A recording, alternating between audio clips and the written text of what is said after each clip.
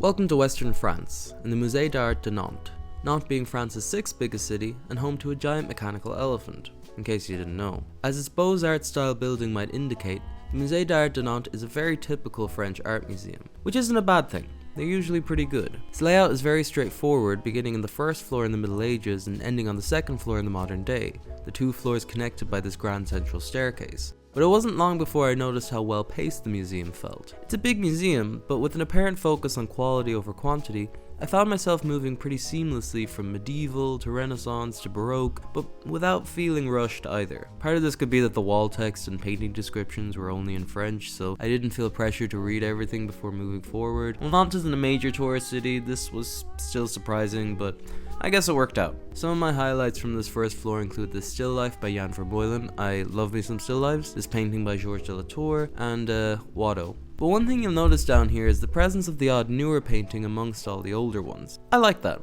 It added to this sense of momentum. Things got more impressive on the second floor with these high ceilinged halls and monumental canvases. Here's one to brighten up your day, and here's a horny one. We also start moving into the 19th and 20th centuries with more abstract works in its final rooms. I'm a big fan of this little section dedicated to Tamara de Lampica.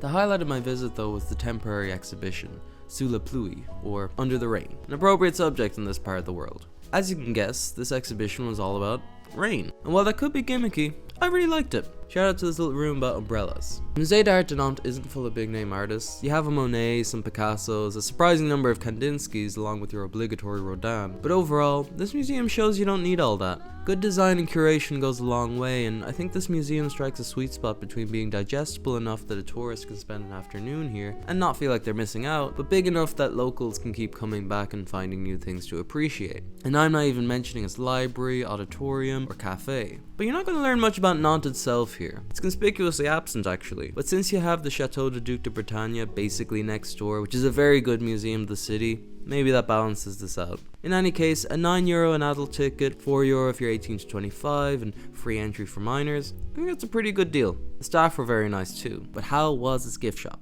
Pretty good, but in the way that most art museum gift shops are pretty good. I mainly care about postcards because I'm a freak, and their selection was grand. I've seen better and I've seen a lot worse. Here's what I got. Bye!